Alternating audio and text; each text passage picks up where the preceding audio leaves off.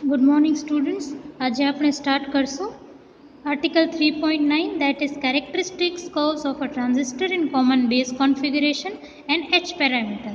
આપણે last article 3.8 માં same વસ્તુ characteristic curves અને H parameter ફાઇન્ડ આઉટ કર્યા હતા કોમન એમીટર કોન્ફિગરેશન માટે. એ સેમ પ્રોસિજર વાપરીને આપણે કોમન બેઝ કન્ફિગરેશન માટે H પેરામીટર અને કેરેક્ટરિસ્ટિક કર્વ્સ ફાઇન્ડ આઉટ કરશું. હવે આપણે 4 પેરામીટર્સ છે, ઇનપુટ વોલ્ટેજ, આઉટપુટ વોલ્ટેજ,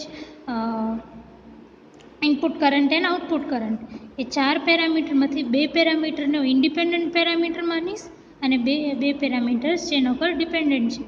તો કોમન બેઝ કન્ફિગરેશનના કેસમાં મારે ઇન્ડિપેન્ડન્ટ પેરામીટર્સ કયા હશે? IE and VCB would be the independent parameters. હવે કોમન બેઝ કનેક્શનની સર્કિટ ઉપર ધ્યાન આપો. અહીંયા પેજ નંબર જે ટેક્સ્ટ બુકમાં પેજ નંબર 86 ફિગર 3.13 એમાં આપેલી છે. તો IE અને VCB જે છે મારા ઇન્ડિપેન્ડન્ટ પેરામીટર્સ છે અને IC અને VEB જે છે એ મારા ડિપેન્ડન્ટ પેરામીટર્સ છે. તો ઇન્ડિપેન્ડન્ટ પેરામીટર્સ કહે છે IE that is the input current and VCBE that is the output voltage. તો input current and output voltage are the independent parameters, other two are the dependent parameters. તમને common એમીટરના કેસમાં યાદ હોય તો independent parameters કયા હતા? Independent parameters હતા IB and VCE. અહીંયા ધ્યાન આપો. કોમન એમીટર કનેક્શનના કેસમાં IB અને VCE મારા ઇન્ડિપેન્ડન્ટ પેરામીટર્સ હતા. That is the input current and output voltage. તો ઇન્ડિપેન્ડન્ટ પેરામીટર્સ કયા હોય? ઇનપુટમાં જે કરંટ હોય એ અને આઉટપુટમાં જે વોલ્ટેજ હોય એ. હવે આપણે પાછા આવી જઈએ કોમન બેઝ કોન્ફિગરેશન ઉપર. તો હવે આપણે આ રીતે લખી શકીએ VEB and IC are dependent on IE and VCB. તો આવી રીતે લખી શકો VEB is some function of IE and VCB. Likewise IC is also some function of IE and VCB. હવે જે મારી ઇક્વેશન 1 છે ને એ બે કર્વ્સને રિપ્રેઝેન્ટ કરે છે. એક કર્વ તમે એવી રીતે લખો VEB is dependent on IE. તો VEB versus IE when VCB is kept constant. VEB versus VEB અહીંયા અને IE અહીંયા. તો VEB versus IE when VCB is kept constant અને ઇનપુટ કેરેક્ટરિસ્ટિક કહેવાય. પછી VEB by VCB, VEB અહીંયા અને VCB અહીંયા.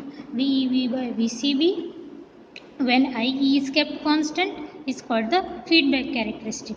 સેકન્ડ ઇક્વેશનમાંથી પણ આપણે બે કર્વ્સ મળશે.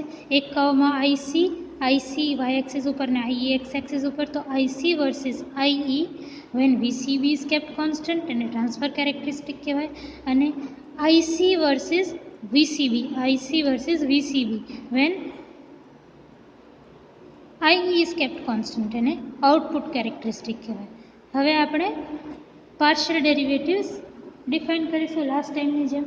તો ઇક્વેશન 1 માંથી del VEB is equal to del VEB by del IE DIE when VC is kept constant plus del VEB by del VCB when dVCB when IE is kept constant.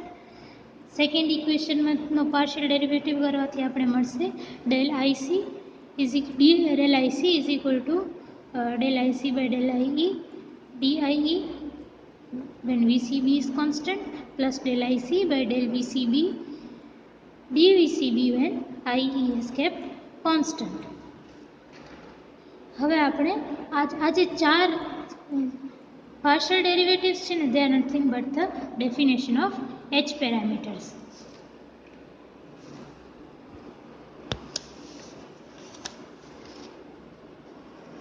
અહીંયા ધ્યાન આપો.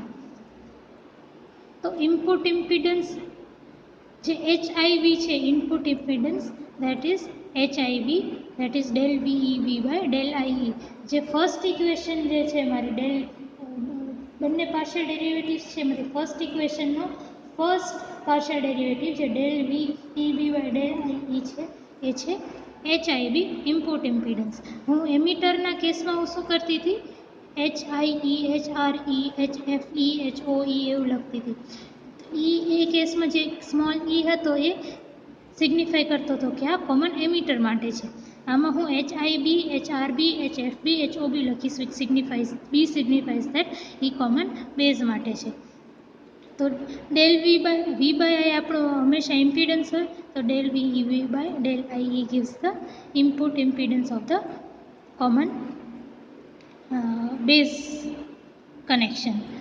અને same વસ્તુ જે મેં ammeter માટે કરી હતી, સેમ વસ્તુ મેં એસી વાળા કેસમાં ડિફાઇન કરી, VEV by IE when small VCB is equal to 0. આ જ વસ્તુ સેમ વસ્તુ કરી છે. પછી reverse voltage ratio HRB is del VEB by del VCB del IE when del I is 0. Del IE is equal to 0 which means કે IE is constant. અહીંયા del VCB is equal to 0 લખ્યું, which means that VCB is constant. એ જ વસ્તુ છે. પછી forward current transfer ratio HFB is del IC by del IE when VCB is kept constant. Del VCB is equal to 0 છે. and output admittance is del IC by del VCB when IE is kept constant. del IE is equal to 0 લખ્યું છે. તો આ same વસ્તુ જે આપણે એમીટરના common એમીટરના કેસમાં define કરી હતી, એ લેક્ચર એકવાર ફરીથી તમે જોજો. તો એ સેમ વસ્તુ સેમ વેમાં, કાંઈ ચેન્જ નથી, એ સેમ વેમાં મેં આ ચારે કોમન બેઝના કેસમાં જે H પેરામીટર્સ છે સેમ વેમાં ડિફાઇન કર્યા છે. નેક્સ્ટ આગળ આપણે વધશું. તો determination of static characteristic and H parameters of a transistor in common base connection. તો હવે આપણે જે ઇનપુટ કેરેક્ટરિસ્ટિક, ટ્રાન્સફર કેરેક્ટરિસ્ટિક અને આઉટપુટ કેરેક્ટરિસ્ટિક્સ આપણે ડિટરમાઇન કરીશું, ડ્રો કરીશું કોમન બેઝના કેસમાં, કોમન બેઝ કનેક્શનના કેસમાં.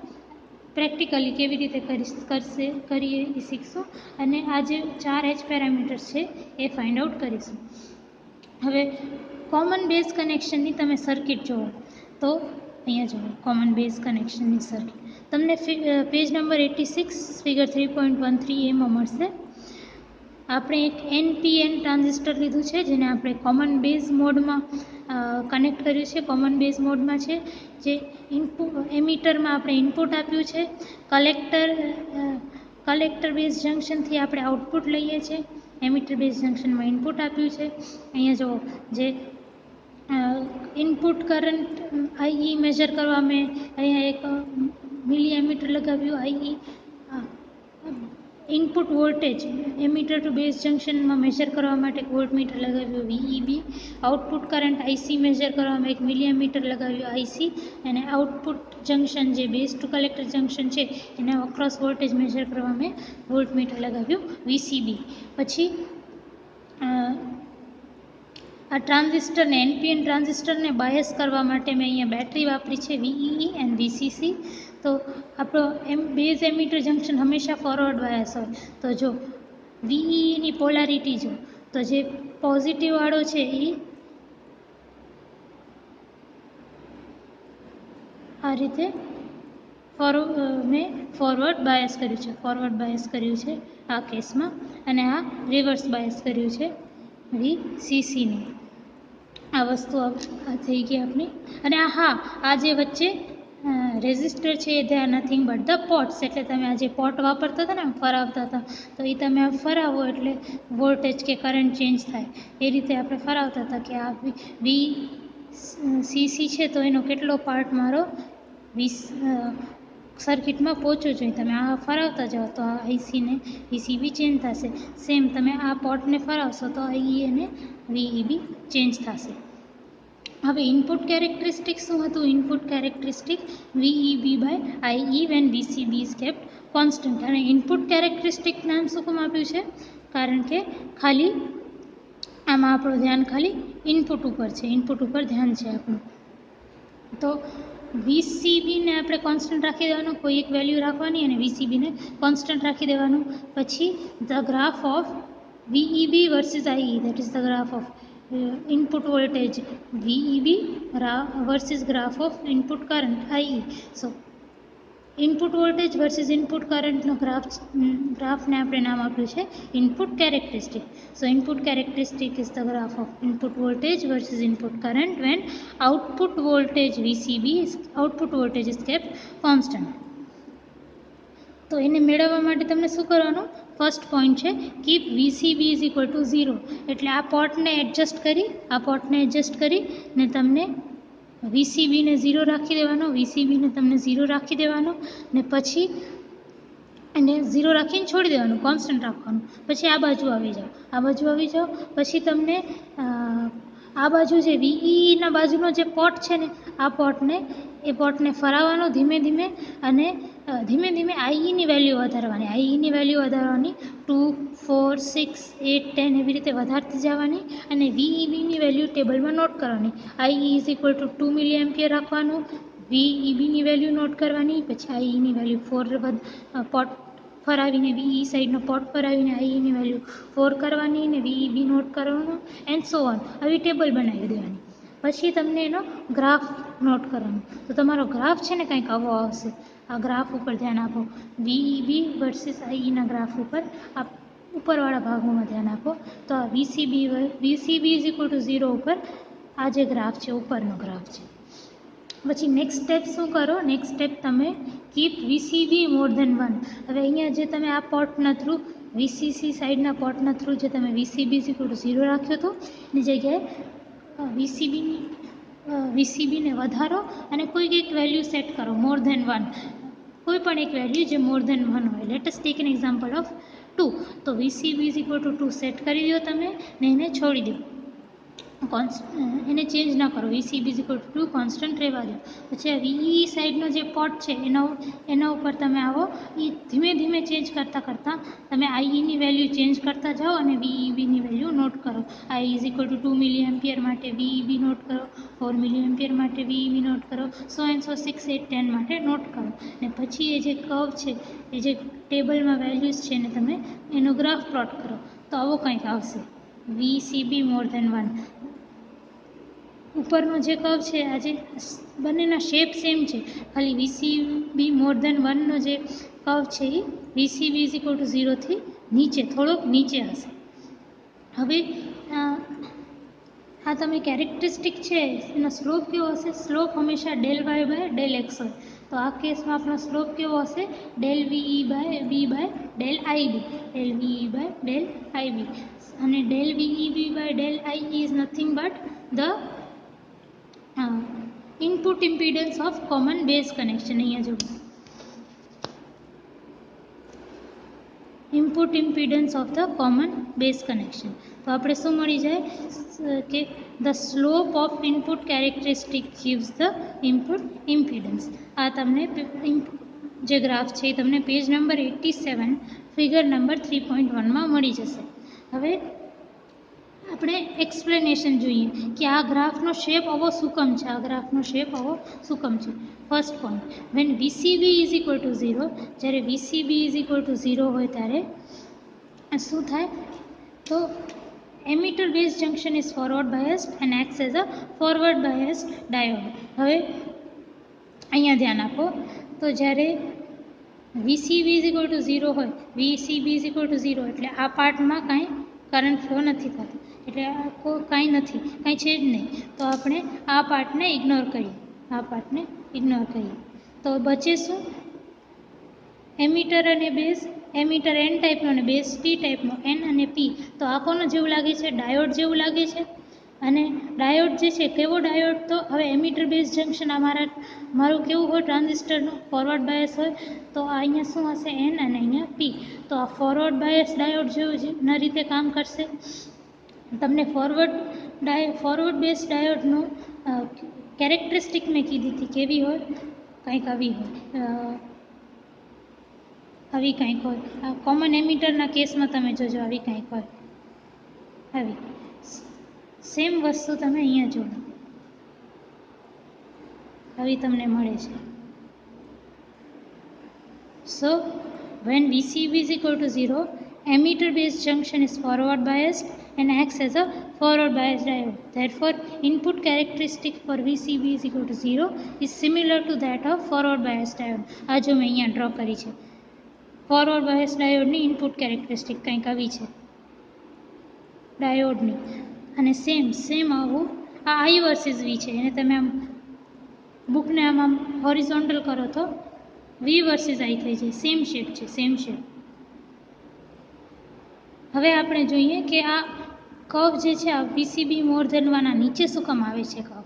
તો at constant value of VEB. હવે VEB ને તમે કોન્સ્ટન્ટ રાખો. આ જે VEB છે voltage across emitter base junction છે એને તમે કોન્સ્ટન્ટ રાખો, છોડી દો. અને VCB ને તમે ઇન્ક્રીઝ કરો. VCB ને ઇન્ક્રીઝ કરો એટલે કે આ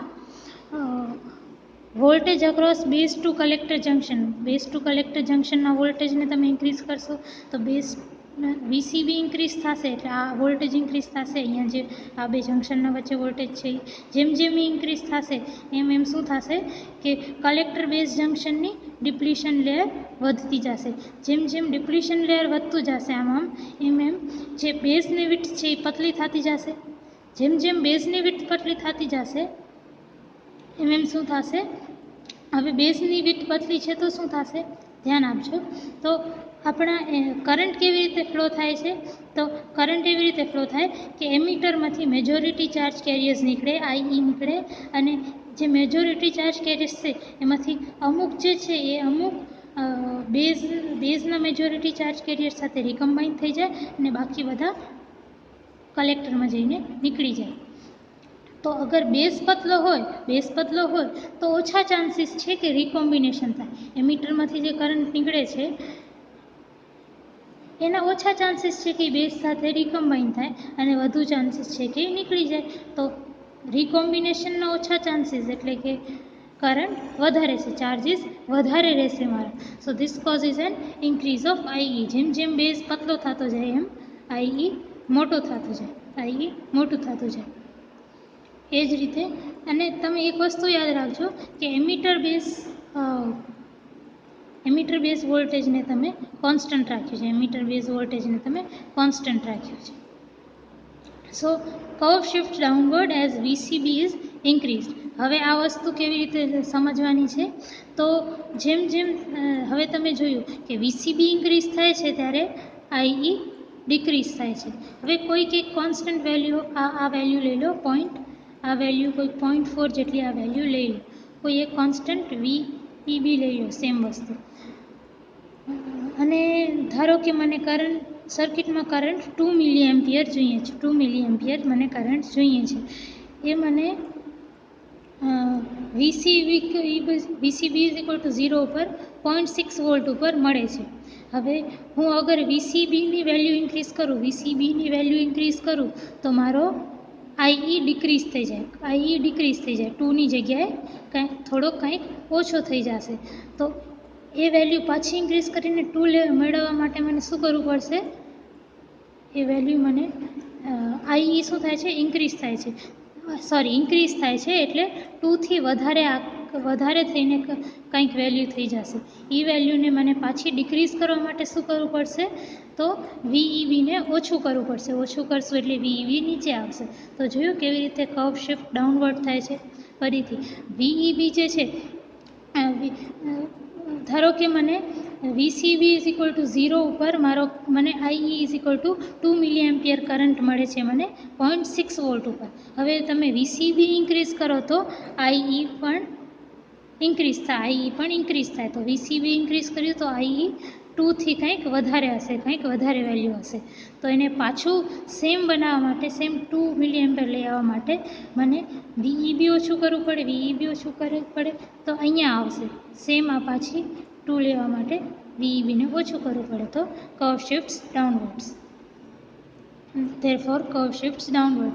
તો આ થઈ ગઈ આપણી ઇનપુટ કેરેક્ટરિસ્ટિક. નેક્સ્ટ આપણે જોઈશું transfer characteristic is nothing but IC versus IE when VCB is kept constant. તો IC versus IE when VCB is kept constant. હવે આપણે સેમ વસ્તુ કરવાની છે કે પહેલાં વીસીબીને કોન્સ્ટન્ટ રાખવાનું, વીસીબીને કોન્સ્ટન્ટ રાખી દેવાનું, પછી આઈઈને ઇન્ક્રીઝ કરતું જવાનું 2, 4, 6, 8 એ રીતે, અને સામે ટેબલમાં આઈસી નોટ ડાઉન કરતું જવાનું, અને પછી એનો ગ્રાફ ડ્રો કરવાનો. આજે ગ્રાફ ડ્રો કર્યું છે. તો ગ્રાફ મારો જે ગ્રાફ છે ને ટ્રાન્સફર કેરેક્ટરિસ્ટિક કહેવાય, વિચ ઇઝ લિનિયર જેવી છે, સીધી લાઈન જેવી છે. Slope del y by del x હોય તો del IC by del I મારો સ્લોપ છે.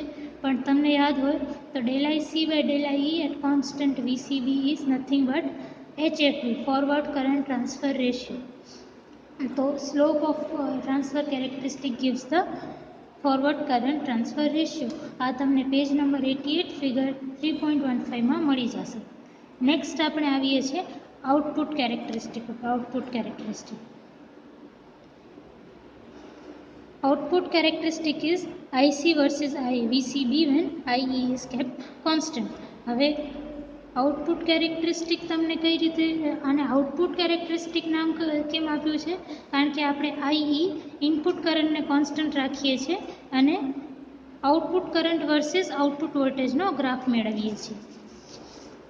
અહીંયા જો તો આઈને કોન્સ્ટન્ટ રાખવાનું, ઇનપુટ કરંટને કોન્સ્ટન્ટ રાખી અને વીસીબી વર્સિસ આઈસી એટલે કે આઈસી વર્સિસ વીસીબી એટલે કે ઇનપુટ કરંટ વર્સિસ ઇનપુટ વોલ્ટેજનો ગ્રાફ મેળવીએ છીએ. એને આઉટપુટ કેરેક્ટરિસ્ટિક્સ કહીએ છીએ. આપણે કોમન એમિટરના કેસમાં તમે જોયું હોય તો output characteristic was IC versus VCB. એના કેસમાં જે પણ આઉટપુટ કરંટ ને આઉટપુટ વોલ્ટેજ હતો એ કોમન એમિટરના કેસમાં, આપણા કેસમાં IC versus VCB when I is kept constant. હવે તમને આમાં શું કરવાનું છે? આ કેસમાં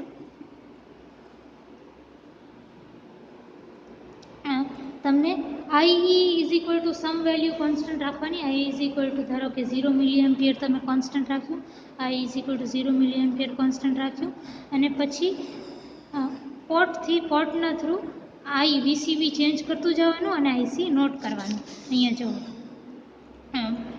આઈ આ બાજુ ઈ બાજુના પોર્ટથી મેં આઈ is equal to 0 milliampere constant રાખ્યું, પછી મેં વીસીસી બાજુના પોર્ટથી વીસીબી ચેન્જ કરતી ગઈ, 2 વોલ્ટ, 4 વોલ્ટ, 6 વોલ્ટ એ રીતે ચેન્જ કરતી ગઈ અને આઈસીની વેલ્યુ નોટ કરતી ગઈ.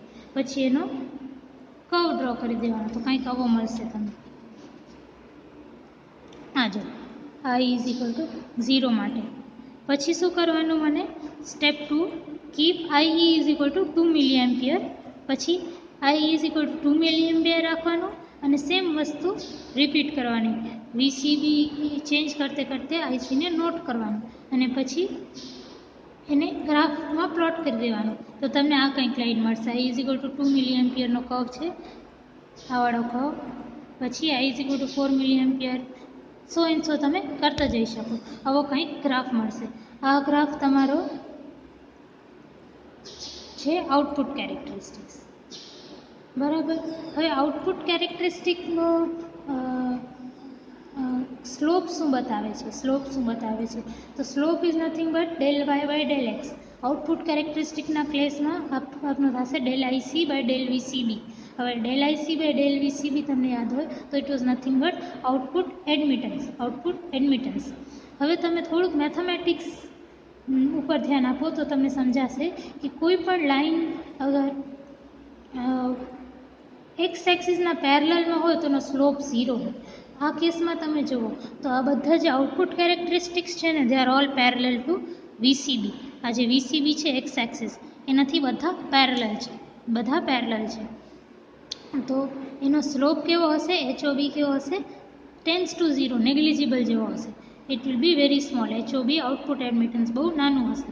હવે એડમિટન્સ જે છે એ ઇમ્પિડન્સનું રિવર્સ હોય. જેવી રીતે કન્ડક્ટન્સ છે એ રેઝિસ્ટન્સનું ઇન્વર્સ હોય, 1 by resistance is equal to conductance. એ જ રીતે ઇમ્પિડન્સ જે છે ને એનું ઇમ્પિડન્સનું ઇન્વર્સ હોય એડમિટન્સ.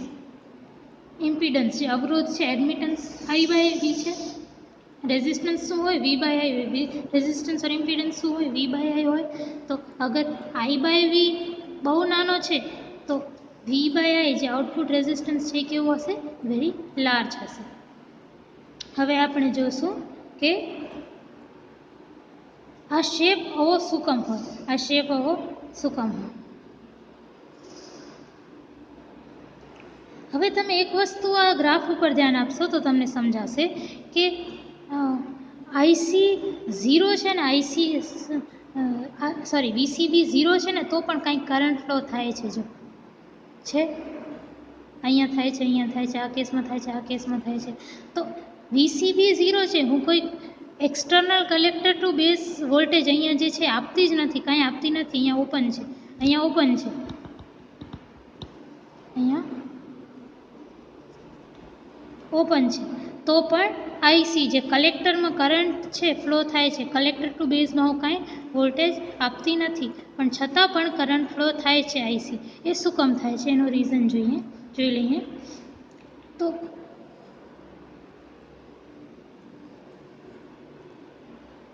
ભલે ને આપણે VCB અપ્લાય નથી કરતા, કોઈ એક્સટર્નલ વોલ્ટેજ અપ્લાય નથી કરતા, તો પણ જે છે અંદર એક ઇન્ટરનલ પોટેન્શિયલ બેરિયર બનશે,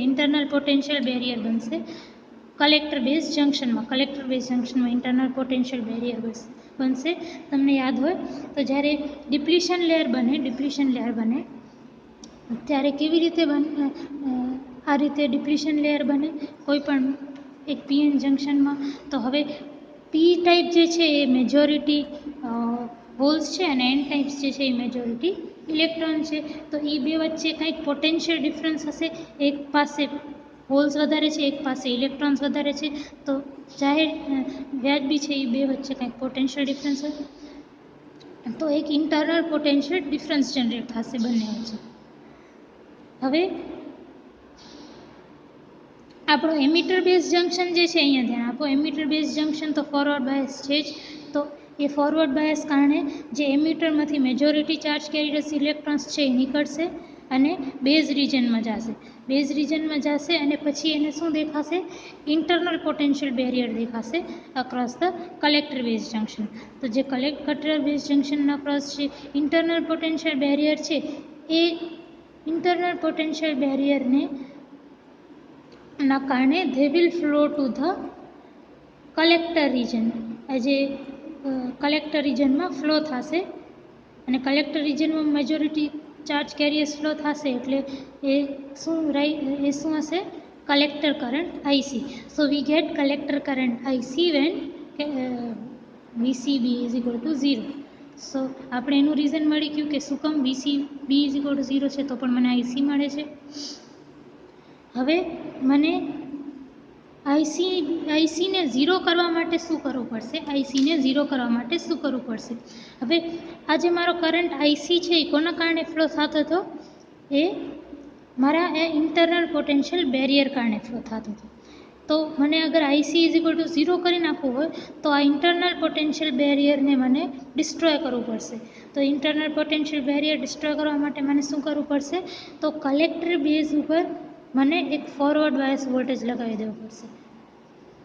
આવું કંઈક લગાવી દઉં હું તો આવી કંઈક બેટરી લગાવી દઉં, પોઝિટિવ આ બાજુ ને નેગેટિવ આ બાજુ, તો શું થશે કે આ જે ઇલેક્ટ્રોન્સ છે એને અહીંયાથી નીકળતા હોલ્સ ન્યુટ્રલાઇઝ કરી દેશે અને આ જે હોલ્સ છે એને અહીંયાથી આવતા ઇલેક્ટ્રોન્સ ન્યુટ્રલાઇઝ કરી દેશે. એટલે આ ઇન્ટરનલ પોટેન્શિયલ બેરિયર ડિસ્ટ્રોય થઈ જશે આવી બેટરી લગાવવાથી. આ જ્યારે બેટરી લગાવું છું તો આ શું સિગ્નિફાય કરે છે? ફોરવર્ડ બાયસને સિગ્નિફાય કરે છે. જો P ટાઈપ બેઝ પોઝિટિવ સાથે, N ટાઈપ કલેક્ટર મારા નેગેટિવ ટર્મિનલ ઓફ બેટરી સાથે. તો મને IC ઇઝ ઇક્વલ ટુ 0 કરવા માટે એક small forward bias voltage apply કરવું પડે. So to reduce IC to 0, a small forward bias voltage must be applied across the collector base junction so that the internal potential barrier is neutralized. So when the collector base junction is forward biased by a small voltage, all curves slope down towards the opposite side of VCB axis અહીંયા સુધી slope down થઈ જાય. હવે મેં અહીંયા minus શું કામ લખ્યું છે, ફોરવર્ડ બાયસને મેં માઇનસ શું કામ લખ્યું છે, અહીંયા આપણે જે 0, 2, 4, 6, 8 વોલ્ટ્સ લખીએ છીએ ને, they are nothing but reverse bias voltage. એ આપણે માનીએ છીએ કે કંઈક રિવર્સ બાયસ વોલ્ટેજ છે, આવી રીતે આવા કંઈક છે. જે 0, 2, 4, 8 આ જે વોલ્ટેજ છે આ આવા છે. પણ હવે આપણે આઈસી ઇઝ ઇક્વલ ટુ 0 કરવા માટે શું કરીએ છીએ, આપણે ઊંધી બેટરી લગાવીએ છીએ, આવું કંઈક કરીએ છીએ.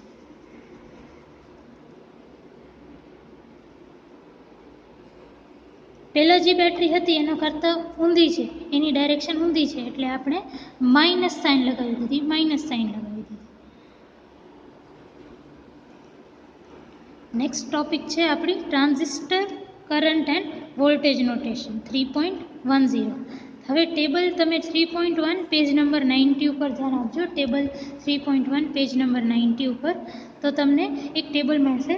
હવે આપણે કેવી રીતે કરંટ ને વોલ્ટેજ દર્શાવી શકીએ. અગર કરંટ ઓર વોલ્ટેજીસ ડીસી વેલ્યુ હોય, ડીસી વેલ્યુઝ હોય, ડીસી કરંટ ડીસી વોલ્ટેજ હોય તો આપણે એમાં કેપિટલ લેટર વાપરીએ અને કેપિટલ સબસ્ક્રિપ્ટ વાપરીએ. એમીટર કરંટ છે, જે ડીસી એમીટર કરંટ છે તો એને કેપિટલ આઈ, કેપિટલ ઈ એ રીતે દર્શાવીએ. કેપિટલ VBE તો એ દર્શાવે છે કે DC base to emitter DC voltage છે, same I, capital I, capital C, same એ વસ્તુ. આરએમએસ કરંટને દર્શાવવું હોય તો હું શું લખું, તો આરએમએસ કરંટને દર્શાવવા માટે હું કેપિટલ લેટર વાપરું અને સ્મોલ કેસમાં, લોઅર કેસમાં મારો સબસ્ક્રિપ્ટ રહેશે. કેપિટલ આઈ, સ્મોલ ઈ એમીટર કરંટ, કેપિટલ આઈ, સ્મોલ સી કલેક્ટર કરંટ. એ જ રીતે કેપિટલ વી, સ્મોલ સીઈ એ આરએમએસ વેલ્યુ દર્શાવે છે. ડીસી વેલ્યુમાં તમે કેપિટલ લેટર વાપરો અને કેપિટલ સબસ્ક્રિપ્ટ વાપરો. આરએમએસ વેલ્યુ દર્શાવવા માટે તમે કેપિટલ લેટર અને લોઅર કેસ સબસ્ક્રિપ્ટ. મારો એસી કરંટ છે, એસી કરંટ એ દર્શાવવા માટે હું શું વાપરું, લોઅર કેસ લેટર અને lower case subscript. Small VCB, small I, small IB એ રીતે તમે ટેબલ જોશો ને 3.1 એમાં તમને દેખાશે બધી વેલ્યુઝ છે. ફોર્થ છે ઇન્સ્ટન્ટેનિયસ ટોટલ વેલ્યુઝ. એને દર્શાવવા માટે લોઅર કેસ લેટર લખવાના અને સબસ્ક્રિપ્ટ કેપિટલમાં લખવાની. Small I, capital E, small V, capital C B R. Thank you.